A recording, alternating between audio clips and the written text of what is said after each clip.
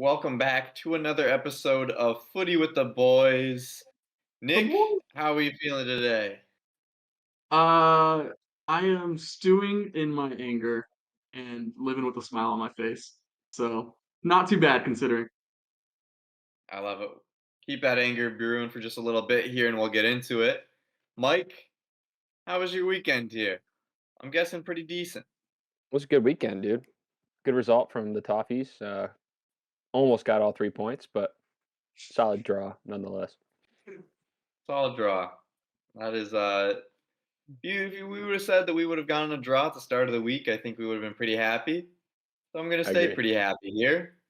Um and Nick, we're gonna save yours just a little bit. Brew it up a little bit more. Keep it cooking.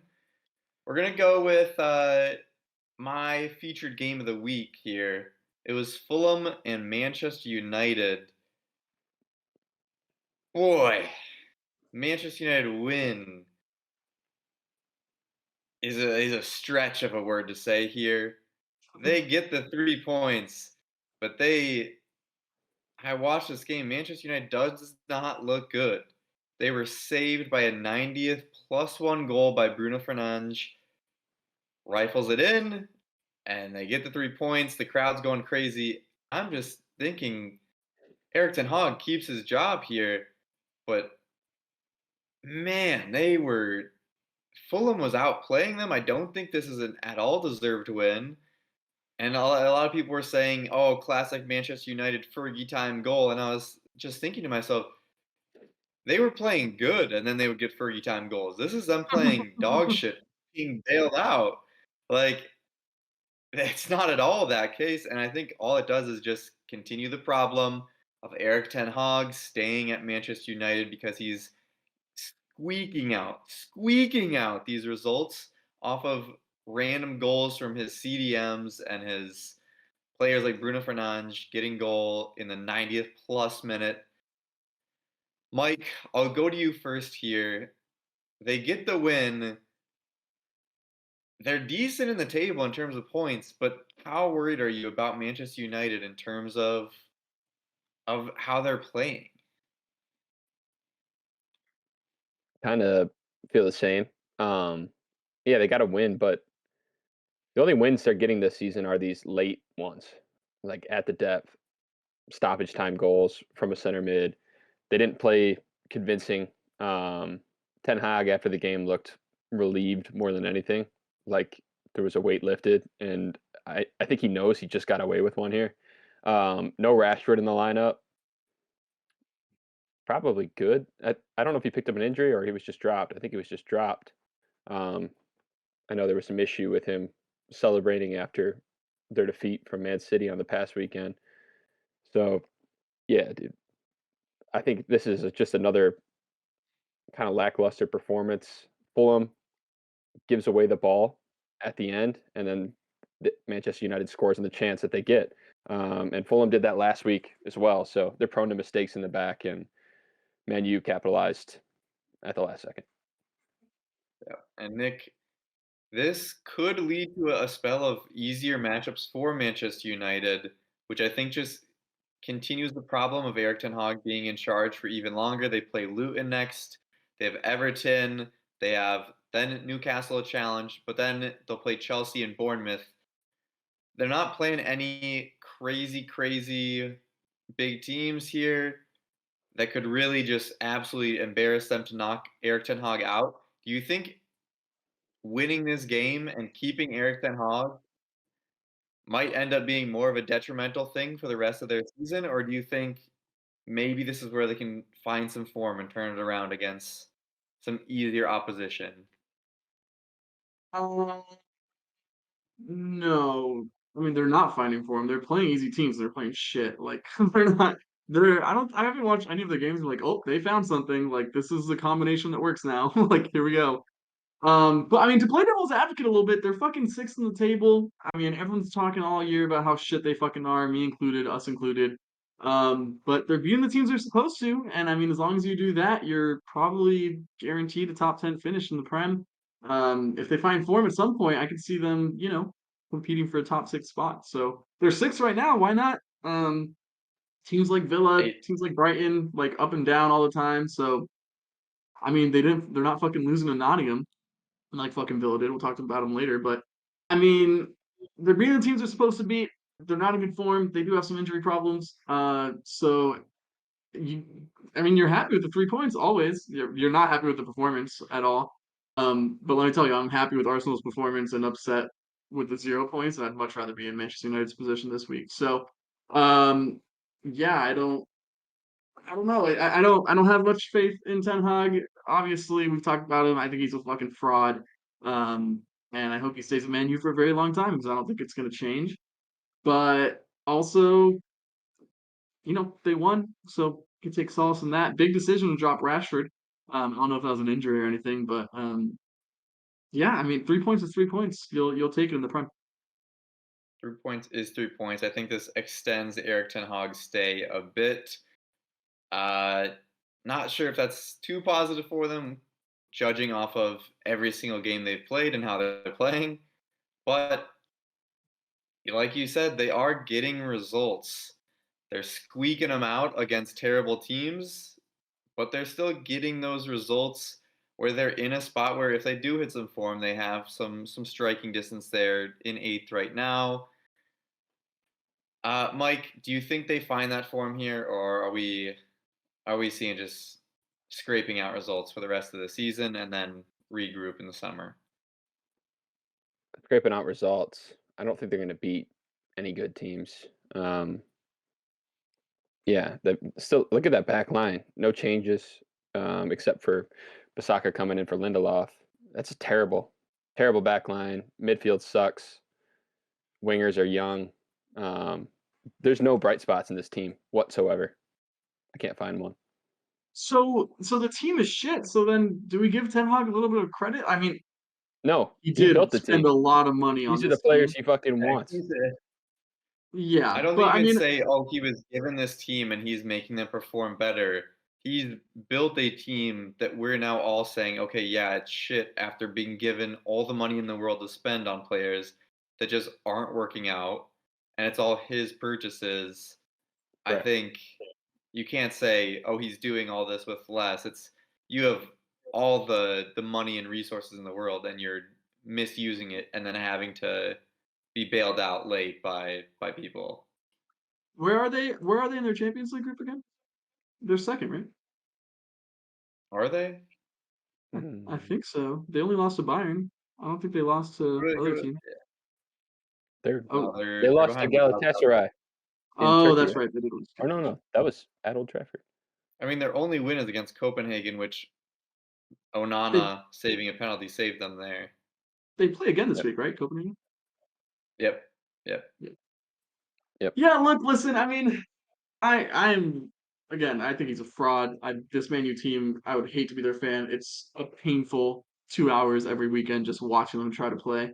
But I mean, all that horribleness, and I mean, at least they're not Chelsea. Chelsea, who's always talking about hope and form getting turned around. Well, they're in 12th right now. So, uh, 3 points is 3 points. Chelsea's Yeah, yet to I play this think week. that's the paradox of Man U is they are getting results in the absolutely least convincing way possible in games against shit teams. But important part is they are getting those results. A team that got a result here that was not very convincing due to a lot of controversy was Newcastle. They played Nick's Gunners this weekend, and boy, does he have some thoughts stewing. We have some tweets stewing. We have put it in the crock pot, and we are ready to serve it. Nick, give us the rundown. Okay. So let's start with the actual performance. We'll get into the craziness first. I don't think Arsenal deserved to win this game. Uh, they didn't create that much. Newcastle at St. James, I've said it all year, is fucking hard ass place to play. Probably hardest in the Prem, one of the hardest in the world, I think.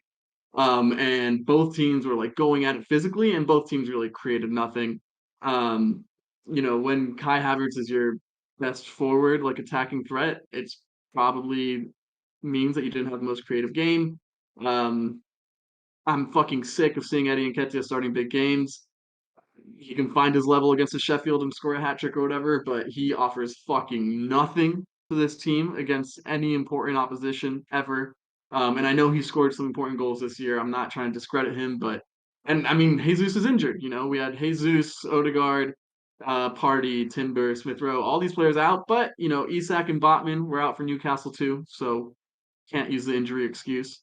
And yeah, we didn't deserve to win. We definitely didn't deserve to lose. We played our fucking hearts out. That is a type of performance you don't see from Arsenal until Arteta got here, and started shaping his squad. I'm proud of the boys. Don't get me wrong. They battled, but by no means they did not create enough. We had like 18 corners. I don't know how many corners we had, but we had so many fucking corners. 11 corners to 0, and not one quality ball put in to get a goal. When you have that many corners, you've got to put one away. And then I mean, look, we're about to get into the goal, I promise, but even VAR doesn't exist and none of that happens, and let's say everything was clean, the defending was poor in that situation.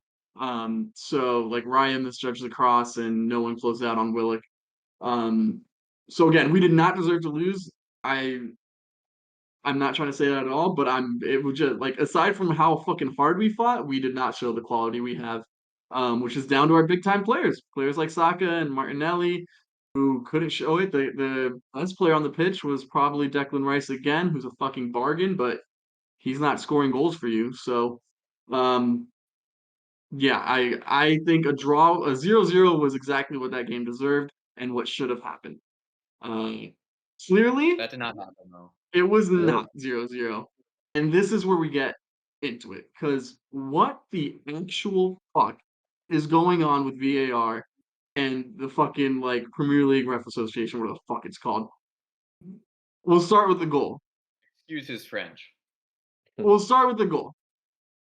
Take a look at what's on our screen right now. We have 2 different instances. 3 VAR checks this fucking goal had. 3. And not one was pulled out. This argument, I get it. You can see some green, but secondly, the ball has to be over the line. They don't have that angle. So if you want to say this is in, fine. Yeah. Say it's in. But then Rashford did the exact same fucking thing weeks ago, and they said no goal for Man U. There's agendas against big clubs in this fucking league if you're not owned by Saudis. 2, we move on, and we go to the fucking push in the back.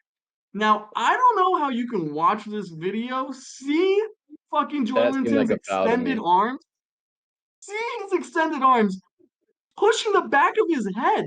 What's happening right now? I think Gabriel dived underneath the ball. What fucking thing? Are you kidding? Not only that, ball seems to go off his arm. If you can say it's close to his body, yeah, it's a natural position when you're shoving someone's head to suck your dick. Like, what the fuck are you talking about? That is clear extension. Bullshit that it didn't get called back right there. Okay, and then we go on to this third thing. Sure, whatever. You can't tell if the ball's offside. Again, I'm not super hurt by that. The push is clear, and so I don't know how that goal stands. It's fucking ridiculous. Now, I've heard people say, like different pundits, whatever, people have agendas, different people on Twitter, everything. I've heard them say, oh, that's not a push. Oh, that doesn't get given. Bullshit. 2 straight arms in the 6-yard box by an attacker. I don't know when that doesn't get given. But whatever. Let's say it's 50-50. VAR is only for clear and obvious. Okay, fine. It should have been a goal. Well, I'm here to tell you this game should have never fucking been in this situation in the first place because of this little bitch called Bruno Guimaraes. And oh my god, this fucking clown. This walks off the pitch with 1 yellow the entire game. And here are the pictures of what he does. He's trying to put his arms. Okay, he's not choking. Okay, whatever. No red card, but it looks a yellow for having his arms around Declan's neck. Okay, that's just not acceptable. He's shoved. This is when he does get the yellow, like 80 minutes in. He just straight shoves Vieira in the neck, pushes him off the ball for no fucking reason. And then the horrible one is right here. In the middle of the game, he just tries to take out, I think it was fucking either Ben White or Kai Havertz or someone. Tries to slide, misses. Jorginho gets the ball, passes it away. 3 seconds later, Bruno Guimaraes runs by and puts his fucking forearm through the back of Jorginho's head. This is the still, and the video is way fucking worse than what we're seeing right here, which usually isn't the case. How in the world that this is not given a red card, and this was what, the 20th minute of the fucking game? After that, he then shoves Jorginho in the back, and that's a different thing. That's not a red, but it should have been at least a yellow. I don't know how people aren't seeing this fucking shit. But this fucking forearm to the back of the head is the clearest violent misconduct I've ever seen. Like every fucking Sky Sports everything has read the actual definition of violent misconduct, and it says unnecessary and aggressive like arm or elbow to the head area after the ball's gone with no intent to play the ball. Well, let me tell you something.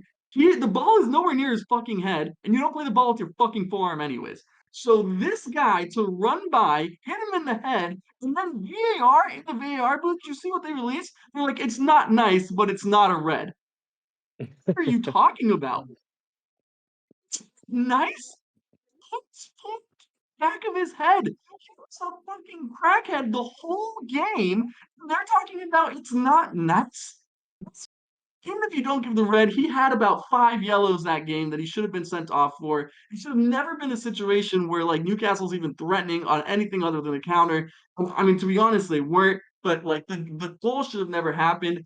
I don't think Arsenal deserved to win this game. They did not do enough, but oh my God, the fucking corruption in this league is insane. Because let me tell you, we saw it last week, Bombers Wolves. That penalty that they gave after a VAR review and let it stand, where we see the angle of fucking him kicking the ground, not kicking a Newcastle player.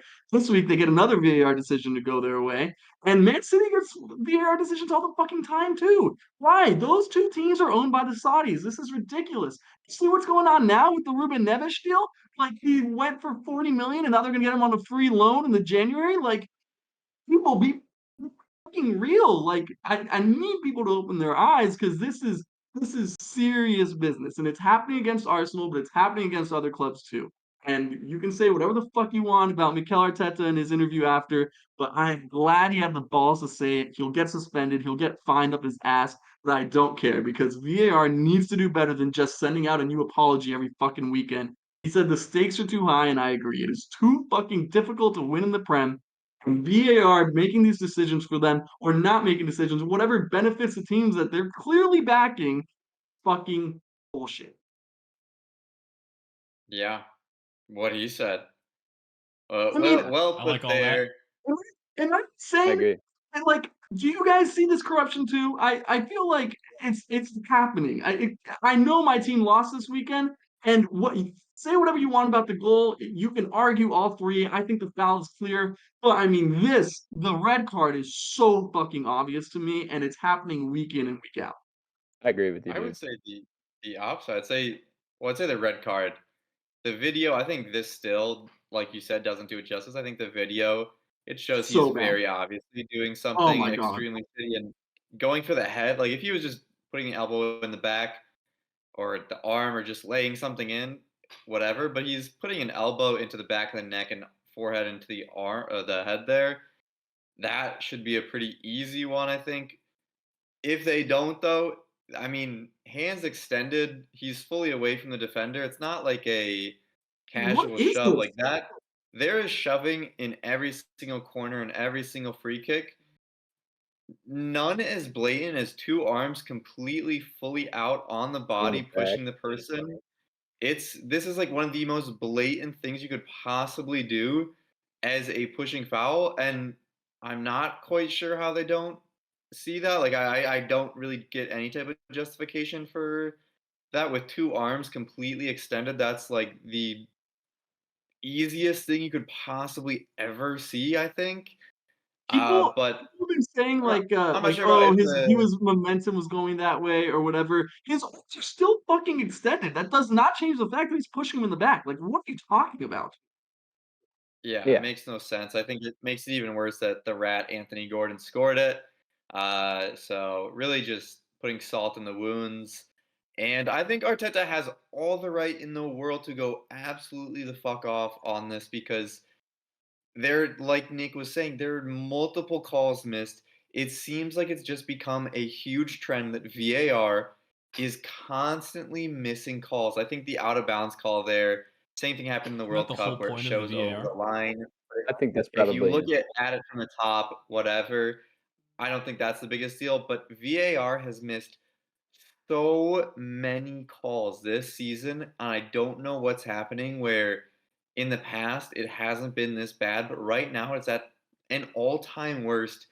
Mike, what has to change with VAR here?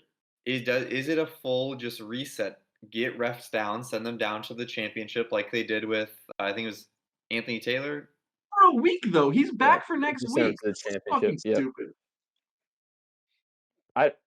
I don't know. I mean, I don't think anything has to necessarily change with VAR. The fucking refs need to change and take a little time to understand what they're looking at. They obviously don't know what they're looking at. That's a clear as day foul. I don't think it's out of bounds. I don't know if he's really offsides. Those ones are kind of irrelevant because the foul is so blatant. It's two hands in the back. Gabriel's in front. He's clear. It's an easy clearance for him. Fucking 9 times out of 10. And yeah, I mean, look at that. Even if he's jumping, you're pushing him forward. And I think the Like, Bruno. why would the Arsenal? I don't know his name, but Yeah. why would he just be dolphin diving forward instead of going for the ball? Right, he if won't. he's not getting pushed in the back of the He's head. an experienced center back. Yeah, he's like, I'm just gonna miss it by 1.5 feet. The Bruno one's even worse. The 2 times this season, there's been a lot of bad red cards given, but the 2 times where red cards should have been given and weren't are both against Arsenal, and it's Bruno and it's Kovacic against Man City. And when they it's played Man 2 City. Saudi fucking owned clubs, by the way. Right. It is. Run the tinfoil hat.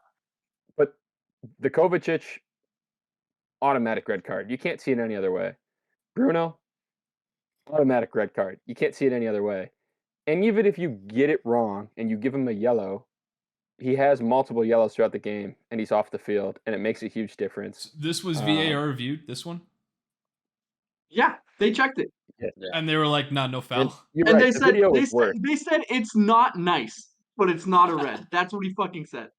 It The was video ridiculous. makes it look like Bruno's just trying to hit somebody. He misses a Absolutely. slide completely, but he goes so fucking hard into it that he's just trying to lay somebody out. Gets up. Jorginho passes this ball like a second and a half before Bruno even gets there. Hits him with a cheeky elbow on the way by. It's really, really bad. I agree. I think that aside from this, Newcastle played a decent game. It was pretty evenly matched. Hey, What really impressed honestly, me from Newcastle, Livramento comes in when Burn gets injured on that Havertz tackle, which I also think could have been a red card. And he played a hell of a game. He kind of neutralized Martinelli. So your attack kind of was stale. Good job from the Newcastle defense. It two takes things really away quick. from Newcastle getting a result here. They could have gotten the draw, and I think it would have been very okay. You have a bit of an ass on your team with Bruno, but now it's very stained off of the VAR, the Prem, missing out on all these calls. And to give more fire to Nick's conspiracy theory that Saudi-owned teams are paying off the refs. I mean, FIFA is the most corrupt thing possible. So if Seriously. it's happening for FIFA, I mean, they just got the World Cup in 2034. They didn't vote because they ran unopposed. All of a sudden, it's just it wouldn't be the craziest thing to have this all come out in 5 years from now and say that they were getting paid and there'd be some big scandal about it. It would not be. I think it'd be surprising. I don't think it'd be shocking to me. I would say that's par for the course with football in Europe. But It happens unfortunately, over and over again. Yeah. in a year that the title race is so tight, the fuck ups by the refs matters so much more than any other year because it is such a hotly contested race. This completely screws up so much. It's a huge impact on the entire league. Forget Man City has 115 fucking charges and nothing happening, and then like Everton had 1 charge, and I was saying they would take 12 points away from Everton. Like, fuck. We can't afford it, man. We only have 12 points. Really quickly We only have before we 11, move bro. on. Oh Before my we move god. on, the Kai Havertz tackle, he came in really rough, but the He trailing barely leg was got him. tucked in. The Yep. trailing leg was tucked in, and he didn't hit studs up or anything. I think like if he made contact studs up, that's a clear red, but it looked a lot worse than it was. Yep. I Uh, agree. Maybe it's not as and clear as a red secondly, of an elbow to the back of the head. It's yeah. true. Not as malicious.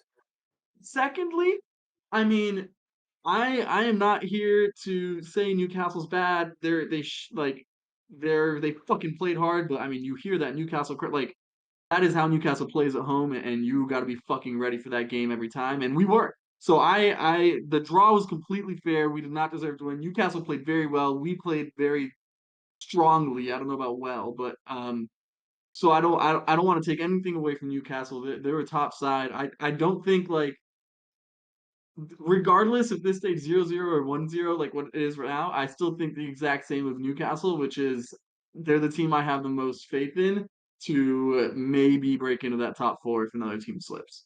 So that's that's where I stay with them, and that place is still the hardest fucking place to play in the league. So Yep. And I think we could talk about Arsenal and Newcastle and all the VAR content of hate we could give them for a long time. It's a shame we don't really get to see it fully played out just sporting wise. But 1-0 is the result.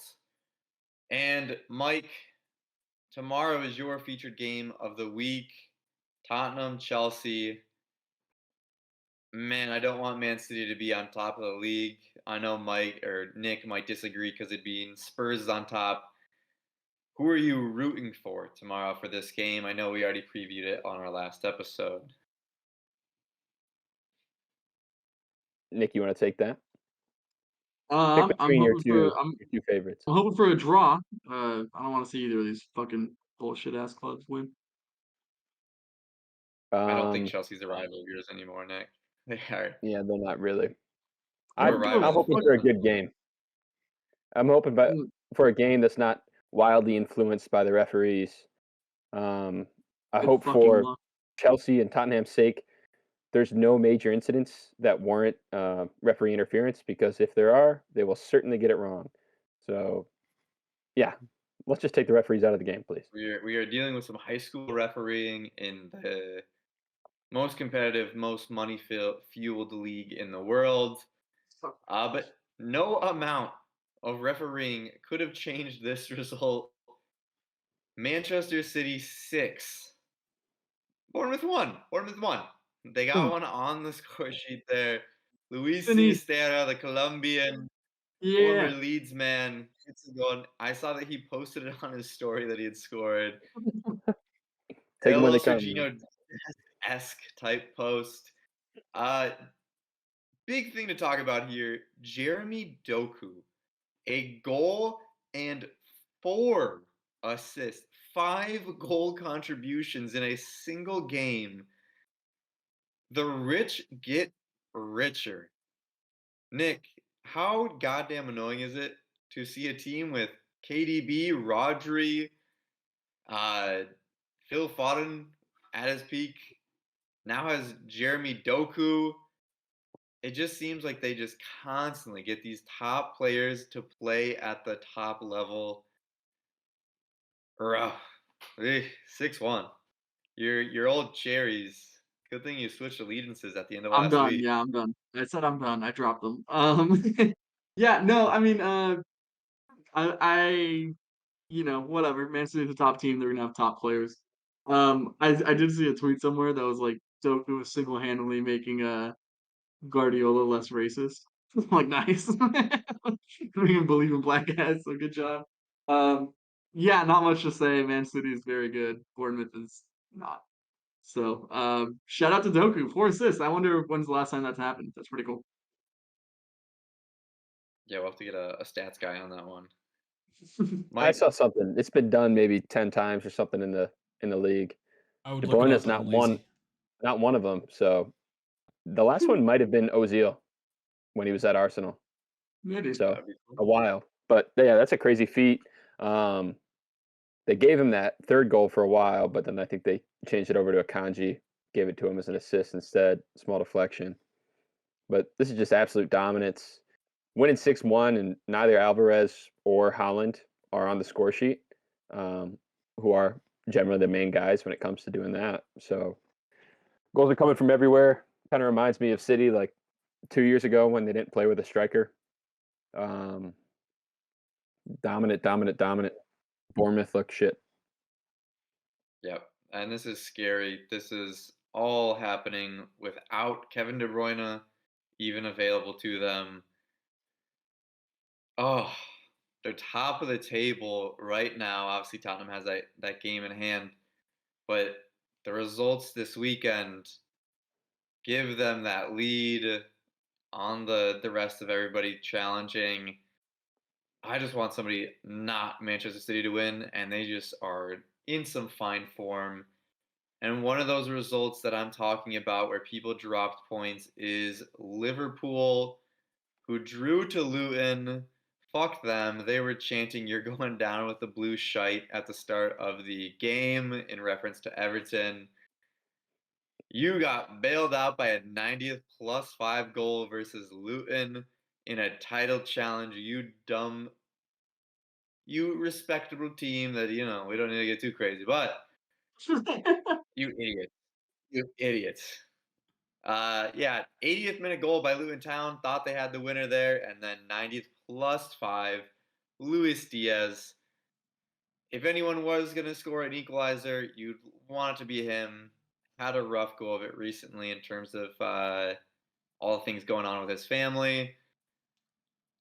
But nevertheless, at a draw to Luton for Liverpool, we said at the start of last pod how this was one of the easiest games to call for the year. Not so much. Nick, how big is a draw versus Luton going to hurt Liverpool in this title challenge? Like we said, it is so hotly contested that all the points matter. Yeah, every point matters. It is November 5th. So a lot of football to be played. I think, like if we look back and they lose the league by 1 point, then it matters a lot. But as of right now, I mean, if you watch the game, Liverpool's far and away like much better. I didn't see anything that like made me lose confidence aside from fucking Darwin Nunez, bro, missing a sitter.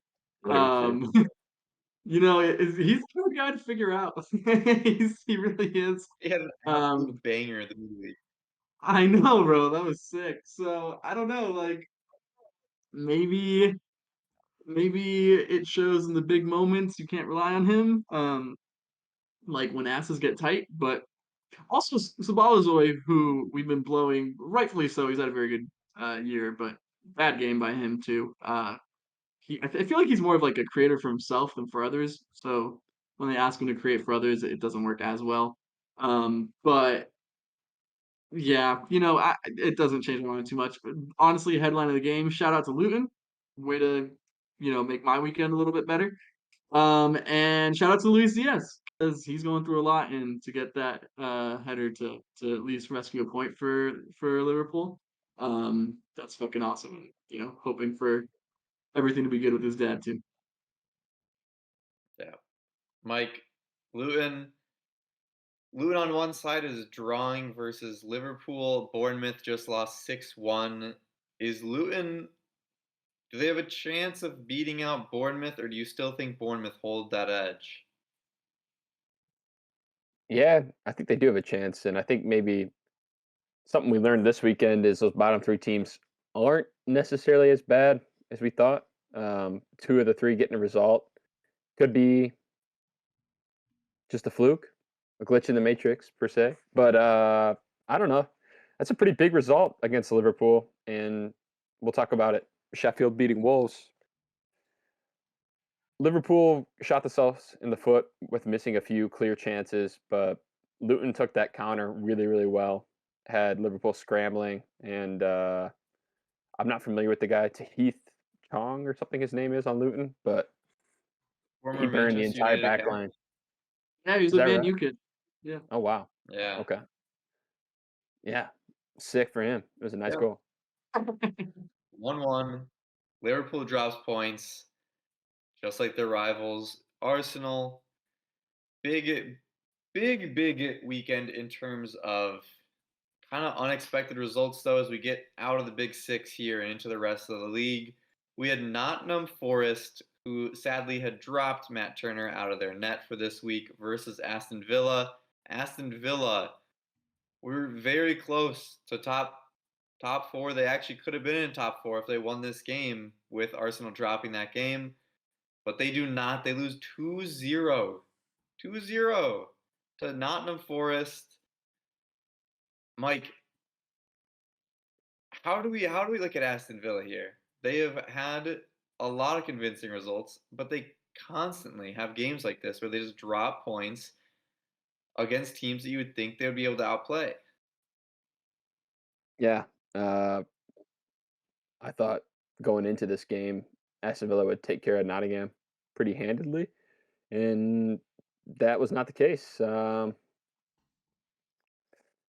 really know what to make of it. They look really great for a few weeks in a row, and then they drop out of form, and they've been doing it all season. Yeah, bipolar football. I don't know. What do you think, Nick? I think it's just the Unai Emery experience, bro. You can't fully trust him at any point in time. He's gonna do some really good things and some things that really make you scratch your head. Um, yeah, dude, I don't fucking know. This Aston Villa team, I think anything, it just further solidifies this top four. I know they're only 2 points off, but those are the four teams. Again, I think there's a top three, but you know, those are the four, and it seems like everyone else is gonna really struggle to try to break into that.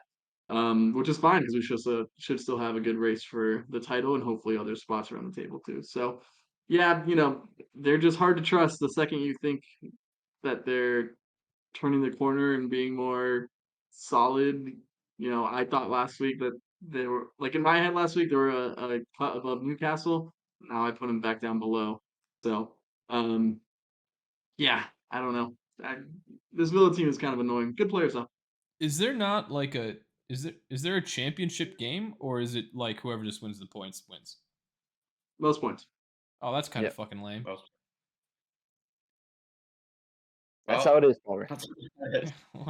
But I don't like we have, that. we have another team. We have another team that has been very non-trustworthy as of late. 0 wins in their last 5 games, 2 losses and 3 draws. It is Brighton. They faced off against our Toffies this weekend, and we kept their run of bad form going with another draw. It took an 84th minute own goal by Ashley Young. I think Pickford could have done better with it, but we also had a bit of a FIFA looking goal ourselves that bounced off back to our player, then knocked in again and bounced off a knee and went above the keeper. So you can't complain too much about deflections when that's the way you scored yourself. Everton won, Brighton won. Good results for Everton. Bad result for Brighton. Keeps their bad form going.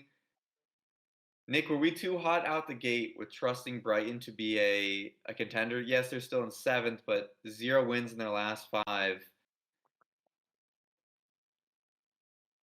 I don't know where to really pluck them at in terms of favorites in games anymore. They seem to have lost their form quite a bit here.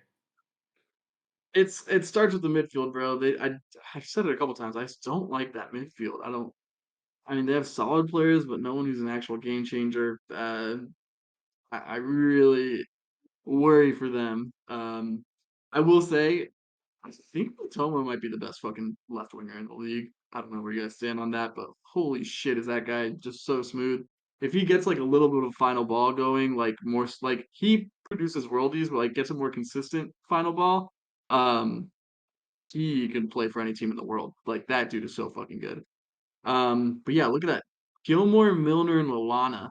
That's You can't trust that midfield to do shit. So, It's old, um, fucking old dude, ass I mean, midfield. fuck old. Like, it's just not good enough. There's no like real quality there. There's like Premier League players, but no guy that's gonna be like, oh yeah, this fucking guy is too good for a team like Brighton.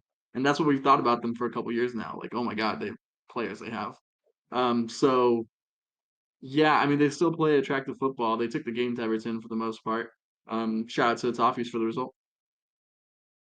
Yep. Mike, from an Everton standpoint here, I mean, you're up for almost the entire game versus Brighton, a team that you're not expected to necessarily have the lead against.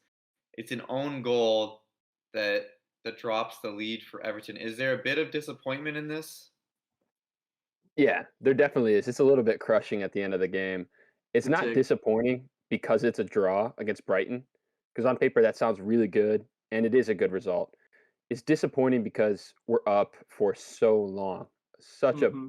large majority of the game, that when it gets to the 84th minute and you see that go in, like after the pressure that we've stayed strong against, held a back line, and then that fucking deflection, and you just see it looping over Pickford, and he really can't do anything about it. Like, if he saw it a little bit better, maybe he can react, but by the time he recognizes it, it's over his head, and that just crushes you, and you're like, damn, we really could have got away with 3 here.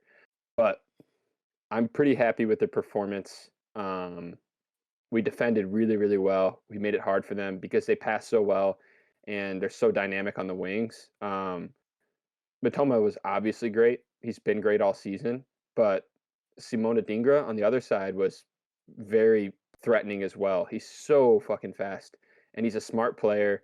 When we didn't have Brathwaite tucked in behind Mikolenko, he burned him a few times, and it almost caught us out. I think a mistake on Brighton's end is not putting in João Pedro earlier. Ferguson was kind of marked out of the game, and Pedro dropped in, got the ball quite a bit more, and was more threatening. Same with Ansu Fati when he came on, and they made it really nervous there at the end. And they got that, lucky one that went off Ashley Young, but they created a number of chances at the end. It was good play to see it through. I was impressed with our back line. Tarkowski looked really good. He's looked great all season, but he stepped up and played a huge game. We'll Yep. say I think I think that Sean Dyche deserves a little bit of blame here. Again, you're right. Everton before the game starts is happy with the draw, but you're upset when you're up 1-0 the whole fucking game and don't get the 3 points. So Yeah, Sean Dyche not making any changes for like 80 minutes when your yeah, team's working that fucking hard all game. Like you need some fresh legs on there, especially against these wingers. And the one-on-one that Mitoma got is the deflection goal. So I I think we can blame Dyke a little bit, but you know, still a positive result. I think yeah. you're right. We're strapped on options a little bit, but you're absolutely right. Towards that like 79th minute, you could just see some of those players were fucking dog tired. Dwight McNeil Yeah, in particular. Like I watched him dude.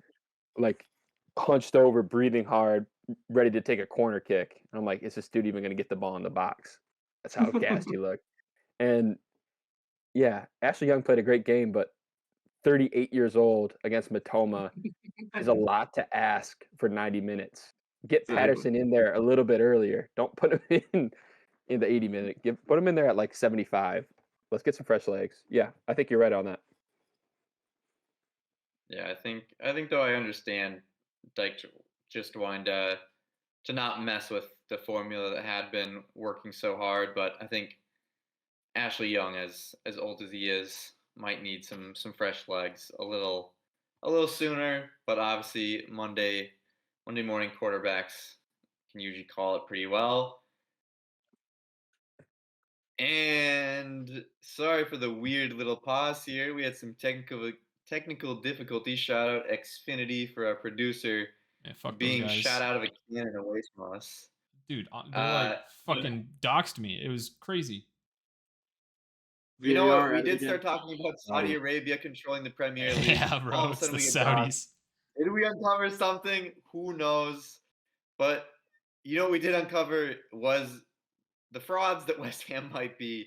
They have 3 losses and 1 draws their last 4 results. They lose to Brentford here, who the bees are buzzing. Not the But bees. Mike,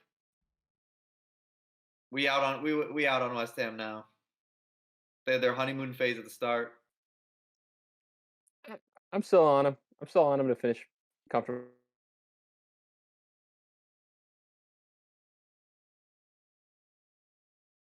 mid-table is already saying that we're not really too far in on them. I'm As not they in. were like I'm not 5th, out. 6th, I'm 7th. indifferent. Nick, do Everton's you think better than them. 11th, they've kind of evened out 11 games in where they really should be? They Yeah, were flying for a bit. I like them to finish like 10th. You know, they're a good mid-table team. They can catch any Premier League team on a bad day, and they can win.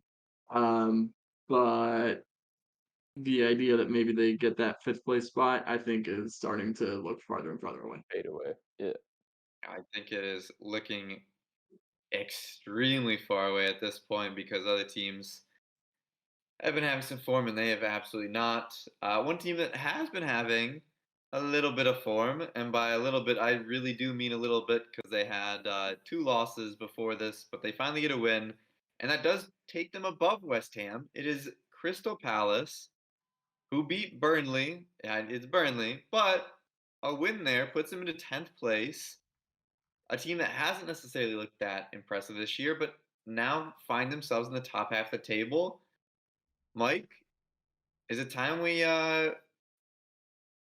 put more stake into Crystal Palace here? I'm gonna keep my stake. I've been a little bit bullish on them for a few weeks now, and Yeah. beating Burnley doesn't say much. It does not say much, but they win when they should win, and they're where they should be. Yep. This win is the only difference in the last 5 games between them and West Ham. We just talked about West Ham. If we should look at them different, should we look at Crystal Palace the same way we do West Ham? They're above them in the table. I think West Ham's better. But remember, I think Crystal Palace doing all this without Elise, which was big. So, um, you know, again, mid-table team, they will fight hard. Selhurst Park, by the way, hard place to play. So, uh, a team you got to take serious. You can't rotate your side completely against a Crystal Palace. If you're one of these top 4 teams, you got to take them serious, and you should handle business. But they're a good team. Yep. Very good team, and they've I agree. proven to be a challenge to some teams, including Manchester United. I But said now we top go 4. to a team that was in some good form versus a team that was in some very bad form. And our apologies go out to the Sheffield United fans as they get a win over the surging Wolves here. They win 2-1, a bit controversial. You think? Producer P, do you have the bandwidth to be able to talk on this podcast even about this right now? We're gonna fucking find out. So, I mean, that's another fucking bad VAR call. Here, I have it right here. Oh wait. Oh, this is last week's. Oh, okay. Oh, this is last week's bad call. Here, wait. I'm sorry. Here's the exact same fucking call that happened this weekend. I didn't watch any of the game. As a matter of fact, I didn't even know it was on until you guys told me it was. That being said, I come away with it saying that this team is the glass cannon of the league. We're either really good or really shit, and that's what makes us fun to watch. We're like the Deontay Wilder of soccer. So sometimes we're just gonna win games or gonna lose games that we shouldn't. Other times we're gonna win games that we shouldn't. This was unfortunately one of the ones we should have won. Hate to see it. Yep. You'd think that every game against Sheffield is a game they should have won. This one did come down to a goal in the 89th minute, I believe, but for Wolves to even get it level, I think people are just starting to not take Sheffield as seriously, and Sheffield are really starting to realize they need to do everything to fight for results. Good for Austin Trusty, the American, getting a result here. Is there anything else, Mike or Nick, that you saw here that really stood out other than VAR being terrible again? Neither team played that inspiring. Archer had a banger, so Sheffield did score a nice goal. But that penalty call is terrible. It's so obvious. It happens right in front of the ref. It's poor. As an Everton fan, though, not too mad at it. Wolves is pretty close to us in position, and every team we finish above, feels just a little bit better. So Fuck we'll you. take it. Sorry, not sorry. Don't don't bury the fucking lead Wolves, here. VAR is a fucking fraud. The Wolves got screwed 2 weeks in a row, by the way. 2 weeks in a row. Yeah, well, And like it is clear as day on both of them. I have no clue how that penalty gets given. I have no clue how the one last week gets given. I have no clue what the deal is with this agenda against Arsenal, aside from Saudi money. Mohammed bin Salman, you've made a new enemy. oh Watch shit. out, Mohammed. oh, that is just his opinion. Let him speak for himself. If anything We happens are to that making guy in no the next enemies couple here. weeks, What I will say is, if you would love to invest in Everton, feel free. Hey, feel free. They're up for investment, and they are 1 point behind Chelsea and Wolves at the moment. Everton and Chelsea, maybe even teams here, even clubs. That's what I'd like to think. But that was our last result of the weekend. We now get into the U.S. men's national team corner, and it was a busy weekend for the U.S. players, so I'll just run through the headlines here. Pulisic is back to training ahead of their game against PSG in the midweek. They lost to Udinese, I believe is how you say it, this weekend 1-0. Rafael Leao has been ghosting, so they badly need Pulisic back to help out with that attacking threat. Should be back for PSG. Cross our fingers.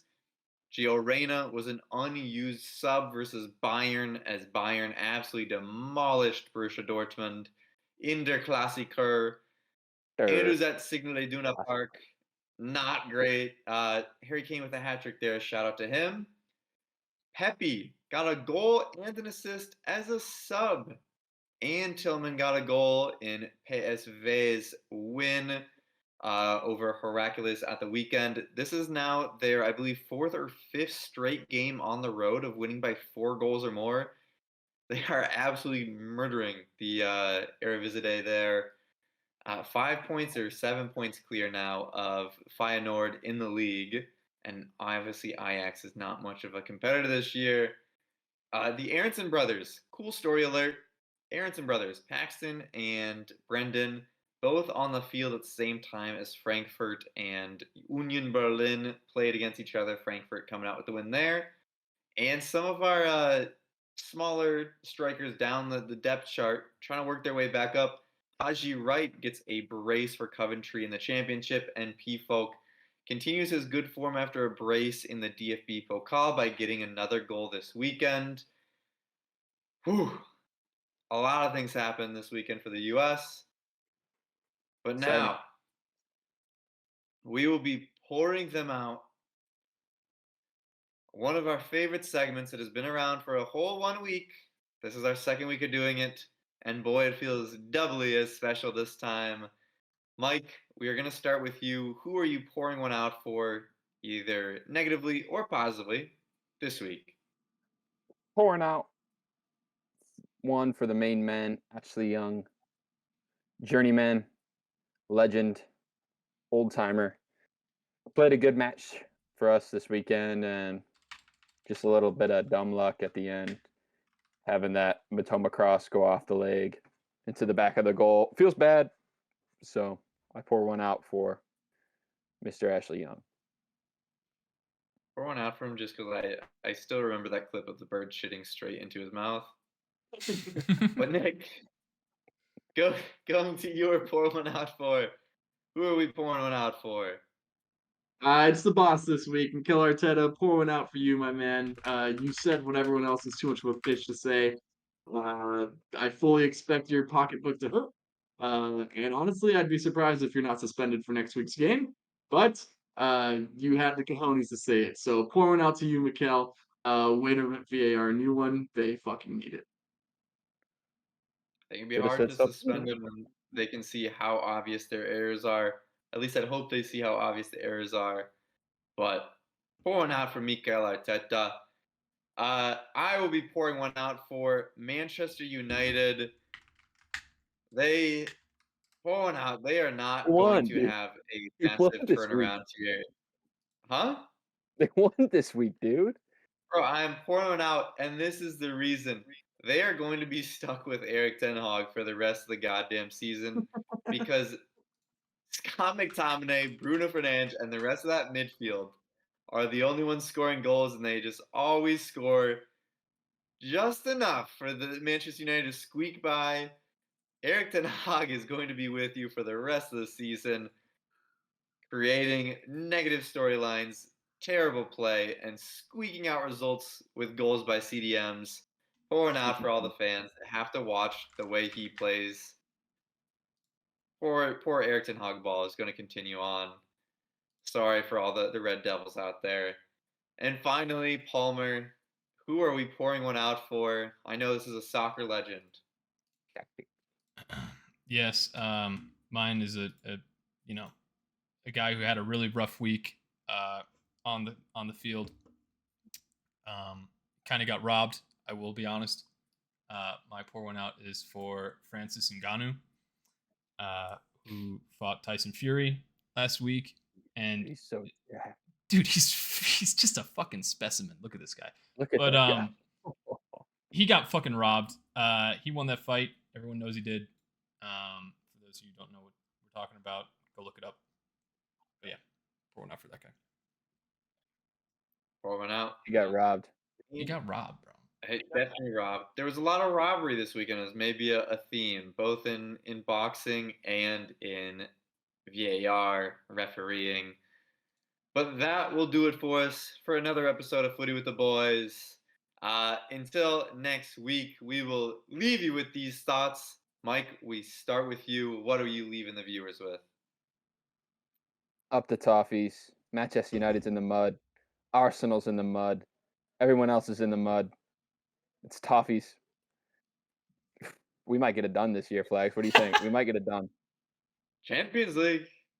No. I hear Europa it. I hear Conference. the Europa anthem. Conference. Let's start small. Let's start somewhere. Champions League. I hear the anthem. They're going for the cup. Nick, final thoughts. Fuck VAR. Get it gone. Figure something out. Big Champions League game at home this upcoming week against Sevilla. So up the Arsenal as always. Up the Americans, up the Toffies. Toffies to the Champions League. Nobody can stop us. Liverpool, your shit. We're going to beat you too. And that's another episode of Footy with the Boys. Until next time, peace.